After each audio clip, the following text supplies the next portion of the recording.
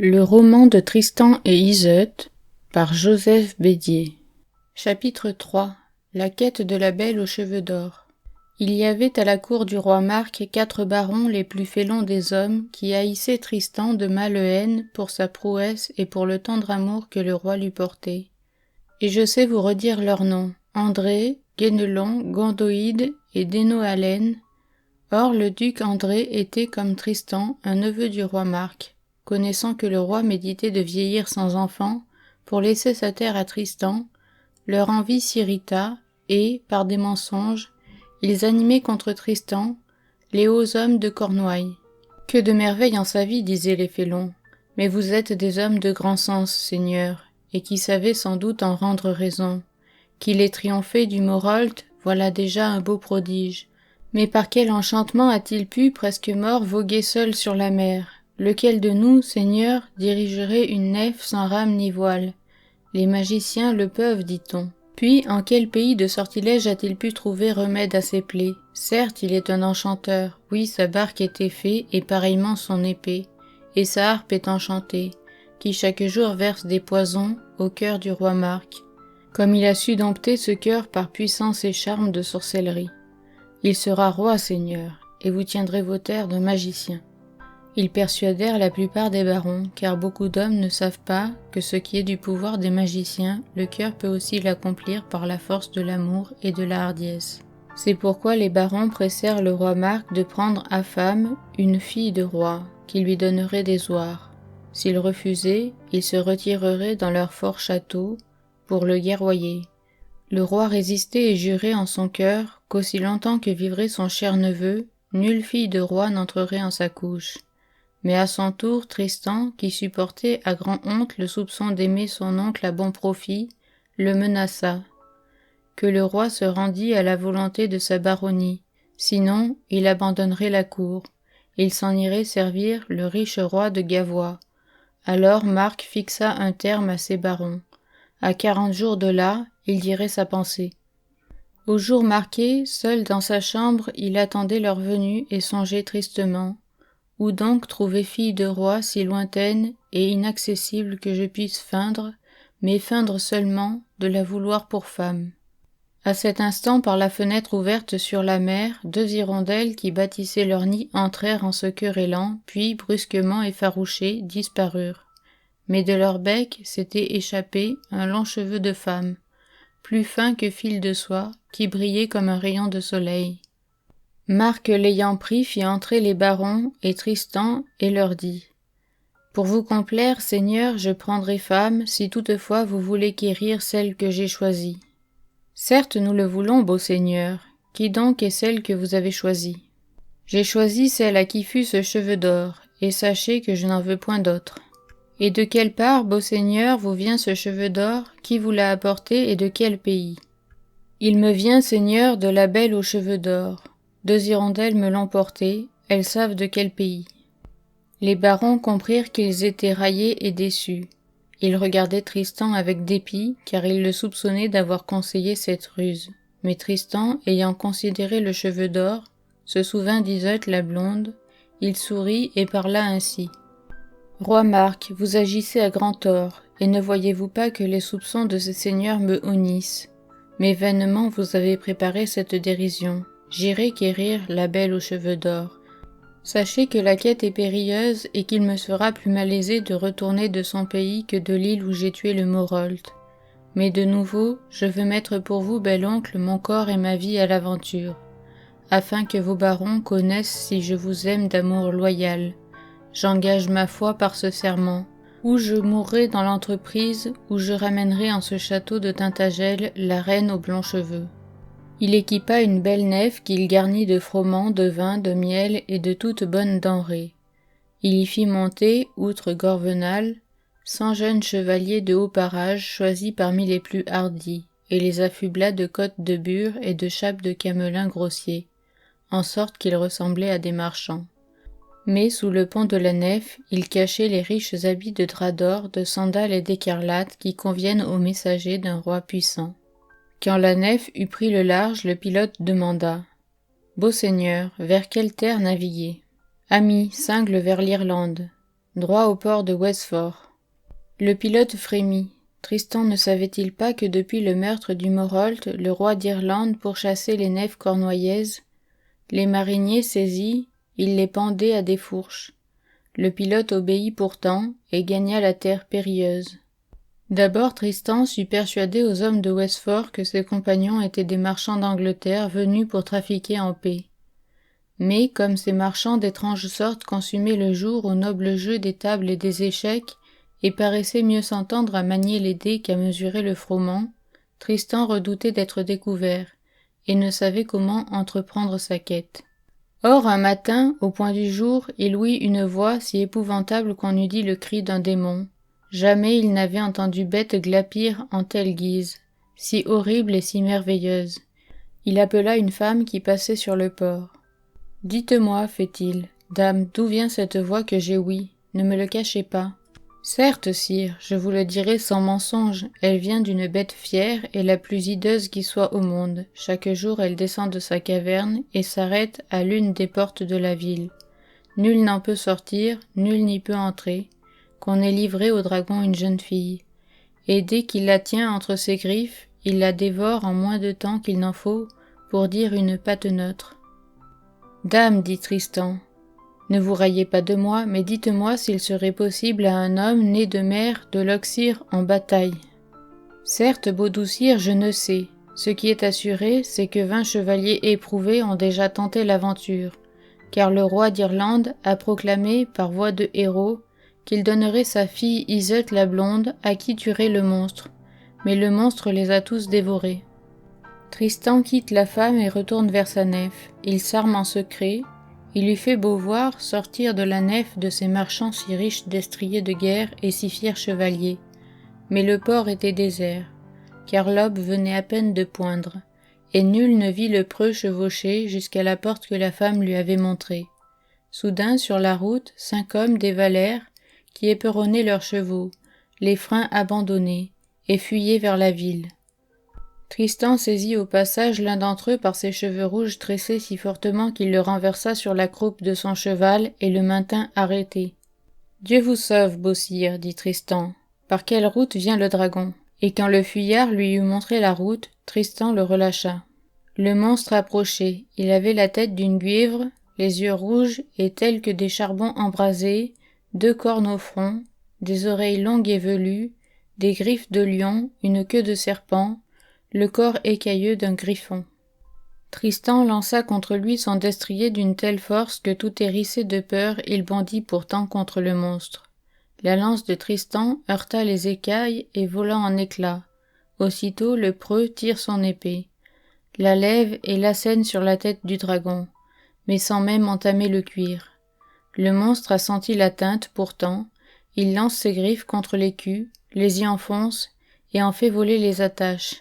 La poitrine découverte, Tristan le requiert encore de l'épée, et le frappe sur les flancs d'un coup si violent que l'air en retentit.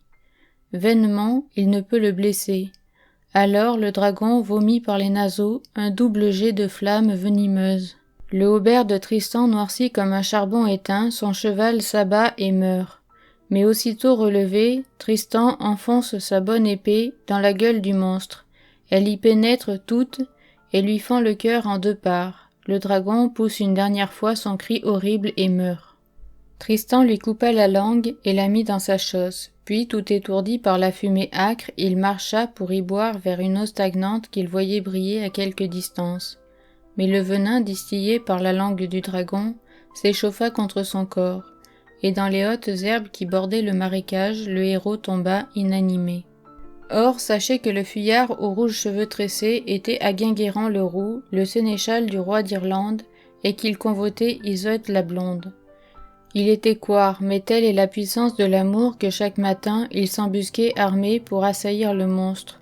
Pourtant, du plus loin qu'il entendait son cri, le preux fuyait. Ce jour-là, suivi de ses 4 compagnons, il osa rebrousser chemin. Il trouva le dragon abattu, le cheval mort, l'écu brisé, et pensa que le vainqueur achevait de mourir en quelques lieues. Alors, il trancha la tête du monstre, la porta au roi, et réclama le beau salaire promis. Le roi ne crut guère à sa prouesse, mais voulant lui faire droit, il fit se mondre ses vassaux de venir à sa cour. À 3 jours de là, devant le barrage assemblé, le sénéchal à Guinguerrand fournirait la preuve de sa victoire. Quand Iseult la blonde apprit qu'elle serait livrée à ce couard, elle fit d'abord une longue risée, puis se lamenta. Mais le lendemain, soupçonnant l'imposture, elle prit avec elle son valet, le blond, le fidèle Périnis, et Brangien, sa jeune servante, et sa compagne, et tous trois chevauchèrent en secret vers le repaire du monstre. Tant qu'Iseult remarqua sur la route des empreintes de forme singulières. Sans doute le cheval qui avait passé là n'avait pas été ferré en ce pays. Puis elle trouva le monstre sans tête et le cheval mort. Il n'était pas harnaché selon la coutume d'Irlande. Certes, un étranger avait tué le dragon, mais vivait-il encore? Iseult, Périnis et Brangien le cherchèrent longtemps. Enfin, parmi les herbes du marécage, Brangien vit briller le homme du preux. Il respirait encore. Périnis le prit sur son cheval et le porta secrètement dans les chambres des femmes. Là, Iseult conta l'aventure à sa mère, et lui confia l'étranger.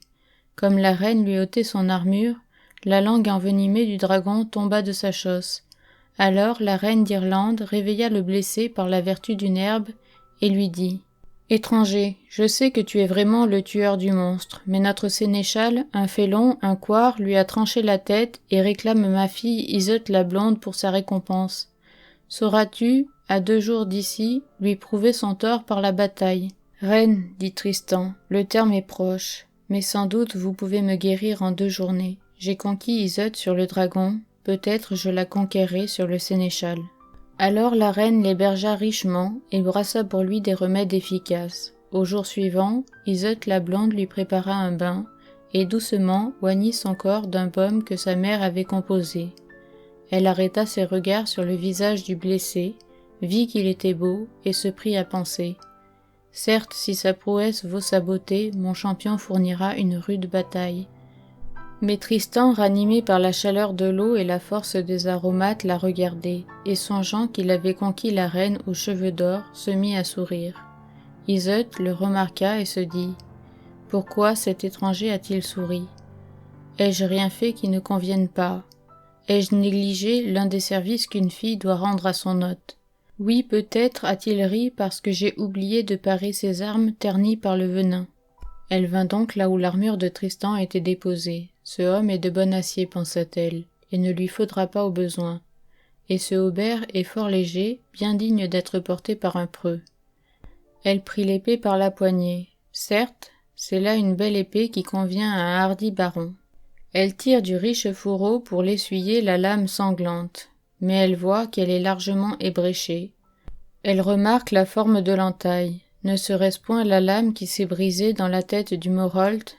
Elle hésite, regarde encore, veut s'assurer de son doute. Elle court à la chambre où elle gardait le fragment d'acier retiré naguère au crâne du Morholt. Elle joint le fragment à la brèche. À peine voyait-on la trace de la brisure.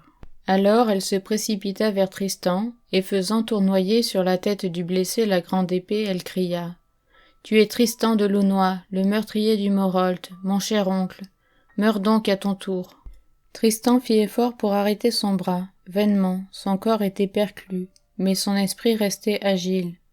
Il parla donc avec adresse. « Soit, je mourrai, mais pour t'épargner les longs repentirs, écoute. Fille de roi, sache que tu n'as pas seulement le pouvoir, mais le droit de me tuer. Oui, tu as droit sur ma vie, puisque 2 fois tu me l'as conservée et rendue. Une première fois, naguère, j'étais le jongleur blessé que tu as sauvé quand tu as chassé de son corps le venin dont les pieux du Morholt l'avaient empoisonné. Ne rougis pas, jeune fille, d'avoir guéri ces blessures. Ne les avais-je pas reçues en loyal combat? Ai-je tué le Morholt en trahison? Ne m'avait-il pas défié? Ne devais-je pas défendre mon corps? Pour la seconde fois, en m'allant chercher au marécage, tu m'as sauvée. Ah, c'est pour toi, jeune fille, que j'ai combattu le dragon. Mais laissons ces choses, je voulais te prouver seulement que, m'ayant par 2 fois délivré du péril de la mort, tu as droit sur ma vie. Tue-moi donc si tu penses y gagner louange et gloire. Sans doute quand tu seras couché entre les bras du preux sénéchal, il te sera doux de songer à ton hôte blessé, qui avait risqué sa vie pour te conquérir et t'avait conquise. et que tu auras tué sans défense dans ce bain. » Iseut s'écria : « J'entends merveilleuses paroles. Pourquoi le meurtrier du Morholt a-t-il voulu me conquérir ? Ah, sans doute, comme le Morholt avait jadis tenté de ravir sur sa nef les jeunes filles de Cornouailles, à ton tour, par belle représailles, tu as fait cette ventance d'apporter comme ta serve celle que le Morholt chérissait entre les jeunes filles. »« Non, fille de roi, dit Tristan, mais un jour 2 hirondelles ont volé jusqu'à Tintagel pour y porter un de tes cheveux d'or. J'ai cru qu'elles venaient m'annoncer paix et amour. C'est pourquoi je suis venu te quérir par-delà la mer. C'est pourquoi j'ai affronté le monstre et son venin. Vois ce cheveu cousu parmi les fils d'or de mon bliot. La couleur des fils d'or a passé, l'or du cheveu ne s'est pas terni. » Iseut regarda la grande épée et prit en main le bliot de Tristan. Elle y vit le cheveu d'or et se tut longuement. Puis elle baisa son hôte sur les lèvres en signe de paix et le revêtit de riches habits. Au jour de l'assemblée des barons, Tristan envoya secrètement vers sa nef Pérénice, le valet d'Iseut, pour mander à ses compagnons de se rendre à la cour parés comme il convenait aux messagers d'un riche roi, car il espérait atteindre ce jour même au terme de l'aventure. Gorvenal et les 100 chevaliers se désolaient depuis 4 jours d'avoir perdu Tristan. Ils se réjouirent de la nouvelle. Un à un, dans la salle où déjà s'amassaient sans nombre les barons d'Irlande, ils entrèrent, s'assirent à la file sur un même rang, et les pierreries ruisselaient au long de leurs riches vêtements d'écarlate, de centrale et de pourpre. Les Irlandais disaient entre eux : « Quels sont ces seigneurs magnifiques ? Qui les connaît ? Voyez ces manteaux somptueux parés de zibelines et d'orfrois. Voyez, aux pommeaux des épées, aux fermailles des pelisses, chatoyer les rubis, les béryls, les émeraudes, et tant de pierres que nous ne savons même pas nommer. Qui donc vit jamais splendeur pareille ? D'où viennent ces seigneurs ? À qui sont-ils ? » Mais les 100 chevaliers se taisaient et ne se mouvaient de leur siège pour nul qui entrât. Quand le roi d'Irlande fut assis sous le dais, le sénéchal Aguinguerrand-le-Roux offrit de prouver par témoin et de soutenir par bataille qu'il avait tué le monstre et qu'Iseut devait lui être livré. Alors Iseut s'inclina devant son père et dit : « Roi, un homme est là qui prétend convaincre votre sénéchal de mensonge et de félonie. À cet homme, prêt à prouver qu'il a délivré votre terre du fléau et que votre fille ne doit pas être abandonnée à un couard, promettez-vous de pardonner ses torts anciens, si grands soient-ils, et de lui accorder votre merci et votre paix. » Le roi y pensa et ne se hâtait pas de répondre, mais ses barons crièrent en foule : « Octroyez-le, sire, octroyez-le !» Le roi dit : « Et je l'octroie. » Mais Iseut s'agenouilla à ses pieds. « Père, donnez-moi d'abord le baiser de merci et de paix, en signe que vous le donnerez pareillement à cet homme. » Quand elle eut reçu le baiser, elle alla chercher Tristan et le conduisit par la main dans l'assemblée. À sa vue, les 100 chevaliers se levèrent à la fois, le saluèrent, les bras en croix sur la poitrine se rangèrent à ses côtés, et les Irlandais virent qu'il était leur seigneur. Mais plusieurs le reconnurent alors, et un grand cri retentit. « C'est Tristan de Launois, c'est le meurtrier du Morholt !» Les épées nues brillèrent, et des voix furieuses répétaient « Qu'il meure !» Mais Iseut s'écria : « Roi, baise cet homme sur la bouche ainsi que tu l'as promis. » Le roi le baisa sur la bouche, et la clameur s'apaisa. Alors Tristan montra la langue du dragon, et offrit la bataille au sénéchal, qui n'osa l'accepter, et reconnut son forfait. Puis Tristan parla ainsi : « Seigneur, j'ai tué le Morholt, mais j'ai franchi la mer pour vous offrir belle amandise. Afin de racheter le méfait, j'ai mis mon corps en péril de mort, et je vous ai délivré du monstre. Et voici que j'ai conquis Iseut la blonde, la belle. L'ayant conquise, je l'emporterai donc sur ma nef. Mais, afin que par les terres d'Irlande et de Cornouailles se répande non plus la haine, mais l'amour, sachez que le roi Marc, mon cher seigneur, l'épousera. Voyez ici 100 chevaliers de haut parage prêts à jurer sur les reliques des saints que mon roi Marc vous mande paix et amour, que son désir est d'honorer Iseut comme sa chère femme épousée, et que tous les hommes de Cornouailles la serviront comme leur dame et leur reine. » On apporta les corps saints à grande joie, et les 100 chevaliers jurèrent qu'il avait dit la vérité. Le roi prit Iseut par la main et demanda à Tristan s'il la conduirait loyalement à son seigneur. Devant ces 100 chevaliers, et devant les barons d'Irlande, Tristan le jura. Iseult la blonde frémissait de honte et d'angoisse. Ainsi, Tristan l'ayant conquise la dédaignait. Le beau conte du cheveu d'or n'était que mensonge, et c'est à un autre qu'il l'a livré. Mais le roi posa la main droite d'Iseult dans la main droite de Tristan, et Tristan la retint en signe qu'il se saisissait d'elle. Au nom du roi de Cornouailles. Ainsi, pour l'amour du roi Marc, par la ruse et par la force, Tristan accomplit la quête de la reine aux cheveux d'or.